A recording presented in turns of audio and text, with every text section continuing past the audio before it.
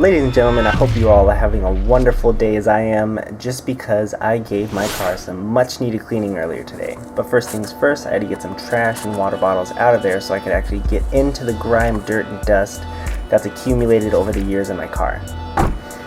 Now before I use the actual rug doctor itself, I want to make sure I give it a good once over with the shop vac to get out hair, rocks, and all that other stuff that can get in the way of the rug doctor.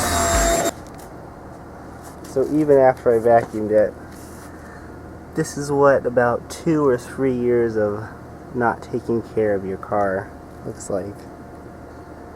So hopefully that'll all come up.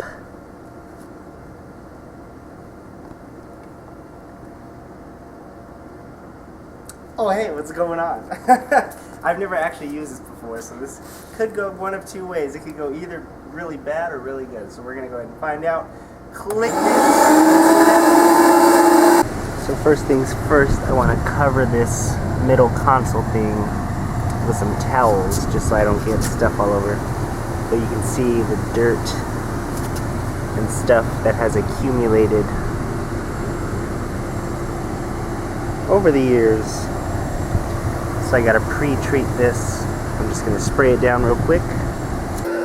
So here we go with the actual water and upholstery cleaner. I wanted to get a layer down before I did anything so that the chemicals could work their magic and the stains, dirt, and all that stuff could be brought to the surface as easily as possible. And for those of you that don't know, the rug doctor basically disperses a cleaning solution, and a very powerful vacuum head is able to reach deep down into the upholstery or the carpet to suck up all the solution along with whatever nastiness is below. And as you can see right now, the solution had time to do its thing and is now being sucked up by the vacuum head. Most vacuums are not strong enough to do this, so you gotta get like a special kind or a rug doctor or whatever you prefer. Now some spots are going to be harder to remove than others depending on how long they've been there, how deep into the seat they are, yada yada yada, but with time and treatment they can all be remedied. Also some material is thicker in my car which absorbs water more easily, so it's going to look like there's some water left over in a couple spots here and there. I'm trying to avoid that as best as possible, but what can I say? It's my first time using this thing. Hence the extra treatments that a couple of these leftover spots are getting. But that's just basically my efforts to, really remedy those and get those up. But, that's probably going to take more than 1 or 2 times cleaning this thing. So now I'm going to go ahead and hit the passenger side as best as possible, and hopefully we can get up all that gunk that you saw in the first part of the video. I'm really big into fitness, so after my gym sessions I'll usually be pretty sweaty and just come directly into my car, which I really have to stop doing because that's a great way for your car to collect dust and get stains on it and all that nasty stuff. But it's a lifestyle and I don't think it's going to change anytime soon. I'll just have to find ways around it. And now we are going to go into the back seat to see if we can't get up some of these water spots. I had a couple gallon water jugs that leaked all over my back seat, and now it looks like there's some water damage going on to the seats. So let's see if those don't come right out. And then after that we will go ahead and take a peek into the actual water residue that was collected by the rug doctor, and I think you'll be disgusted. Absolutely disgusted. Now probably doesn't look like it made a ton of difference, but let me show you a little bit inside there. That's the water. That's disgusting. So now we're going to go ahead and try and get up some of these stains that you get from wearing shoes inside the car. You walk in the parking lot and there's oil spots, and then you bring them on.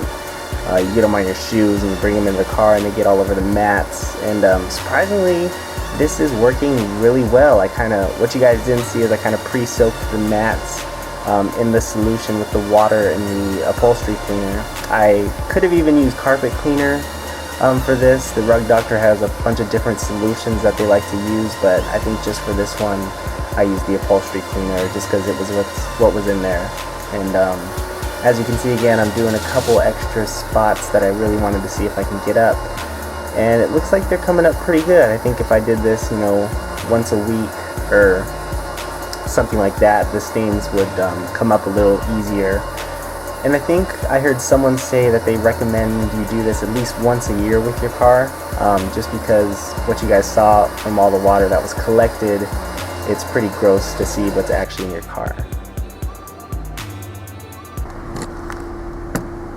And there you have it for what was collected. Oh my gosh, that is... Oh, it's disgusting. Oh my gosh, that water is as black as my flops right there. And that ground is basically now a toxic zone, and we can never walk there again. But anyways, here is the after result. It's kind of hard to see because I had the camera in the sun, and you know, the lighting wasn't exactly the same as the first time, but basically you can see how much stuff came up with the cleaning, and I'll do a little before and after picture right after this. But it is astonishing to see how much came out of the seats, and especially out of the floor. I think the floor had the most disgusting, you know, water after the vacuum head was done with it. So yeah, it's disgusting. But there is the money shot from the before and after picture. Doesn't look like much, but based on all the water you can see, it is a ton. Anyway, I hope you guys all enjoyed the video. As always, be sure to drop a like, comment, and subscribe if you haven't already, and I look forward to seeing you guys on the next video. Peace.